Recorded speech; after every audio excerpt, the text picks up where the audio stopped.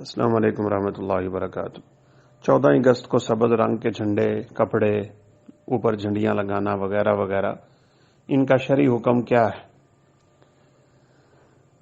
فضول خرچیاں نہ ہوں، اسراف نہ ہو، تبذیر نہ ہو اور اس طرح کے کام نہ ہوں، صرف جائز سی حد تک انسان اس خوشی کو جو اللہ رب العزت نے ہمیں عطا کی، ایک ایسا ملک دیا جس میں ہم آزاد ہیں اللہ کے فضل سے، اگرچہ ہمارے حکمران اور دیگر اشرافیہ طبقہ غیروں کے تسلط میں ہوگا، لیکن عوام تو اللہ کے فضل سے اس لحاظ سے آزاد ہے۔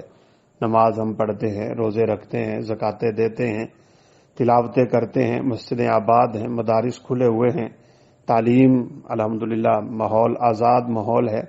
تو یہ ٹکڑا اس لحاظ سے یعنی اللہ رب العزت کی نعمت سے کم نہیں ہے۔ تو اس نعمت کے موقع پہ اگر کوئی تھوڑا بہت اظہار کر لیتا ہے تو اس میں انشاءاللہ حرج کی بات نہیں ہے، لیکن ایسے اعمال سے گریز ہونا چاہیے جن سے لوگوں کے حقوق سلب ہوتے ہوں۔